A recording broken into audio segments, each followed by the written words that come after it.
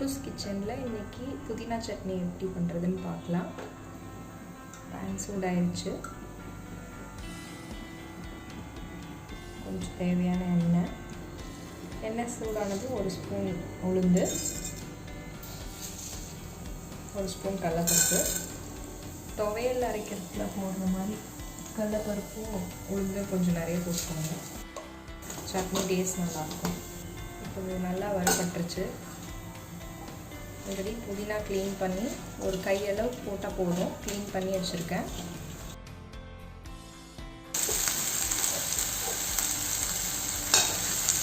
புதினா கூடயே கொஞ்சம் கருவேப்பிலை கொத்தமல்லி போட்டுக்கோங்க வாசனைக்காக.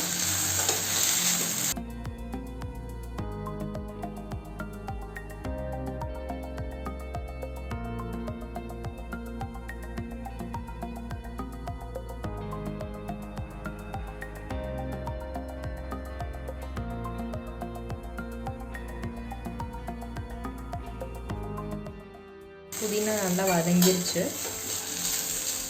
இது மிக்ஸி ஜாருக்கு மாற்றி வச்சுக்கலாம். அதே பேனில் 2 காஞ்ச மிளகா அதையும் நல்லா வதக்கிக்கோங்க.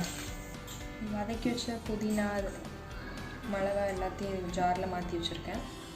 முன்னாடியே கொஞ்சம் ஊற வச்ச புளி, ரொம்ப கம்மியாக போட்டுக்கோங்க புளி. ஒரு நல்லா போதும். இதே தண்ணி யூஸ் பண்ணிக்கலாம் அரைக்கிறதுக்கு. ஒரு பெரிய பீஸ் தேங்காய் சின்ன சின்னதாக கட் பண்ணி வச்சுருக்கேன். கொஞ்சம் உப்பு சேர்த்து அரைச்சிட வேண்டியதான். தேவையான அளவு உப்பு. இதை அரைச்சிடும்.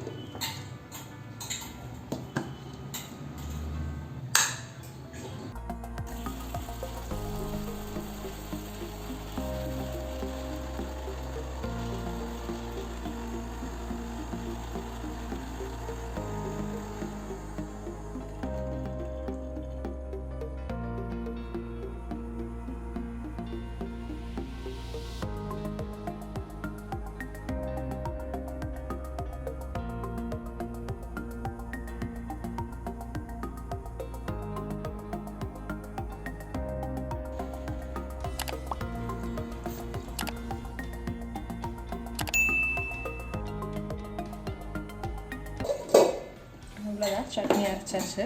ரொம்ப நைஸாக அரைக்க வேண்டாம், கொஞ்சம் கோர்ஸ் இருக்கட்டும். இந்த மாதிரி இருந்தால் நல்லா இருக்கும் டேஸ்ட்டாக.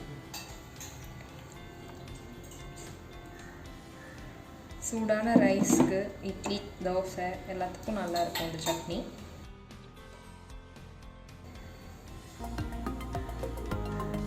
நீங்களும் ட்ரை பண்ணி பாருங்கள்.